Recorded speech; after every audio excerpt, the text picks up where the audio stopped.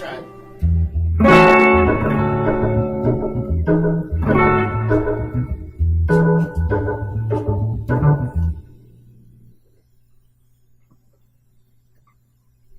Two, three, four.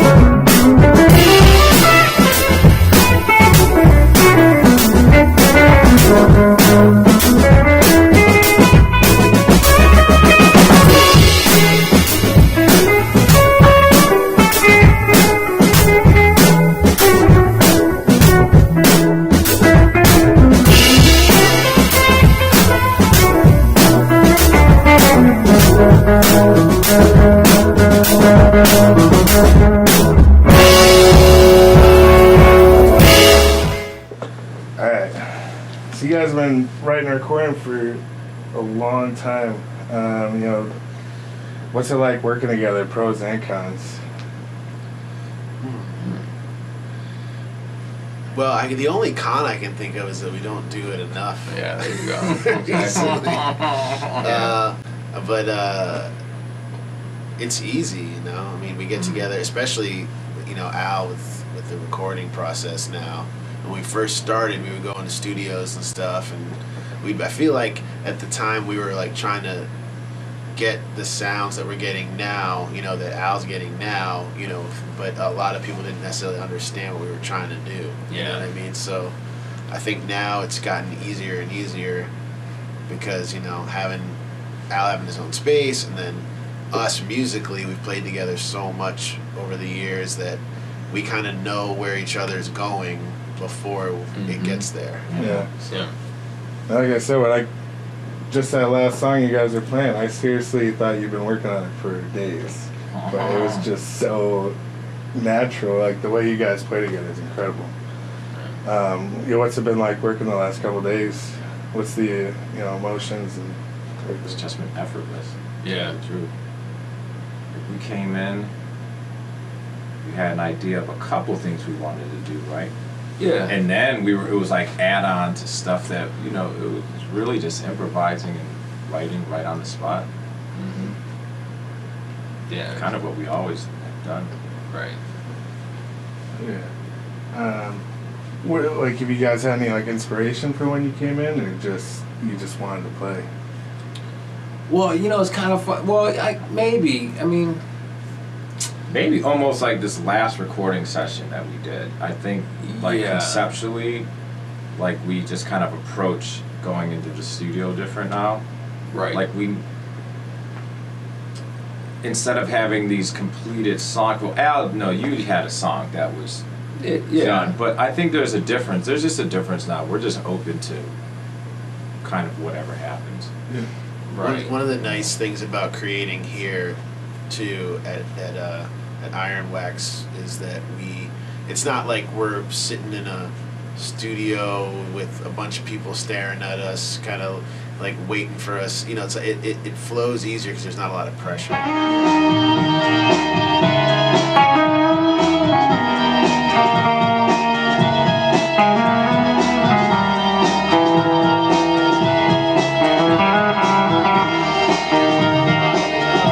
I would do overtime.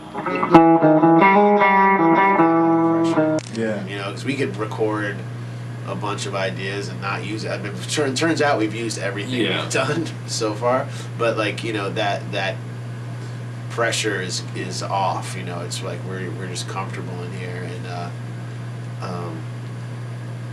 yeah, I think that it's just the other thing is like coming together and building ideas with each other. I think that's always been kind of the best way. I mean, I think we come up with things together that we wouldn't necessarily come up with on our own. Exactly. One, and then also, but back to what Neil was saying, it's like conceptually, I think, you know, we wanted. Just in the last few times we've gotten together, we've all kind of thought that we should make music that's, you know, I guess in this case we're talking about it kind of sounding cinematic and soundtrack-ish, but it's also that it's not necessarily about one person's solo here or there. It's really about the group and about the composition, like the group kind of. Even though there's improvisation, it's more like compositional improvisation, I guess. Right. It's more about coming up with melodies and stuff, and instead of like shredding.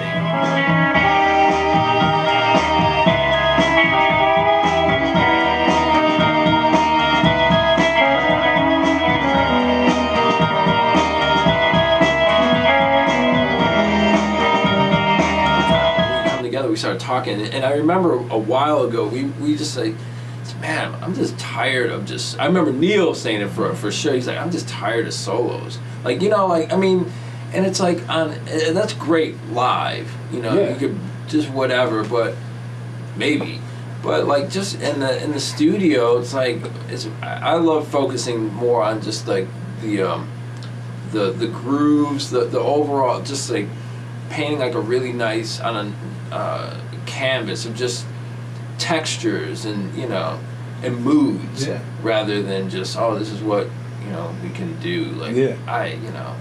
No, and I've noticed that, you know, in studio you get bands that they record these tracks and you just wait for every song. There's that guitar solo right around, you know, the 2/3 mark. Right. It gets old. Yeah. The first two songs, you're like, that was awesome. That was really good. He killed it, but then that third song, same thing. Right. Song, same thing. Yeah. I feel like, you guys definitely have that. Yeah, and especially with 3 people, it's like, well, how much can we do? Yeah. That's what we try and think of. How much can we do?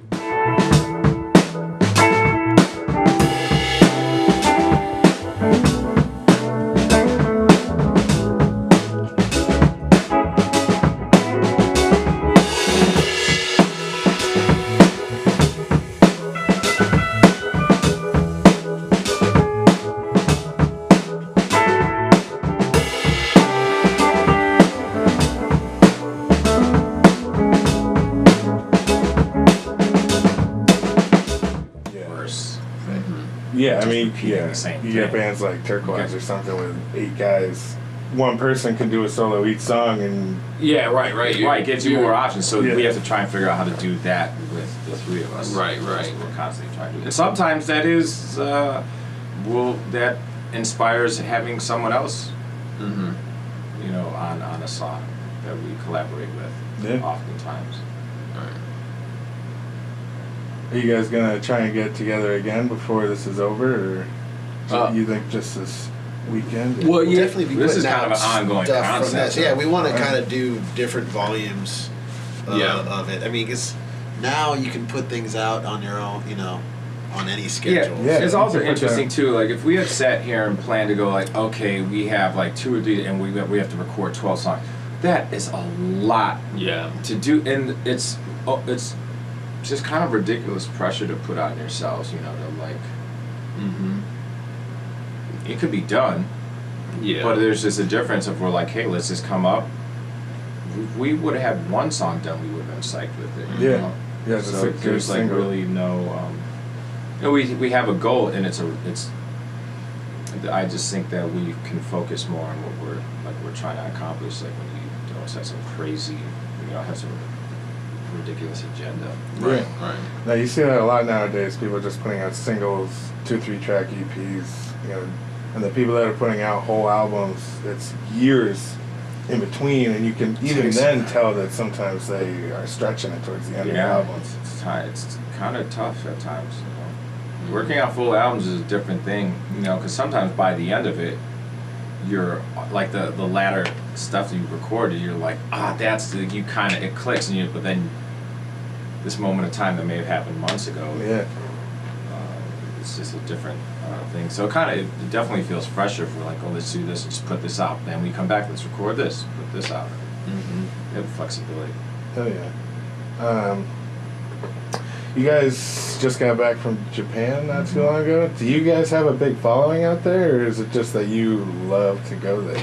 Yeah, we have a really great following there, and like kind of devoted fans from the years. It's great to see fans kind of from almost 20, right? Almost. I mean, it's really like 17. Did we go? We might have gone. We probably went 99.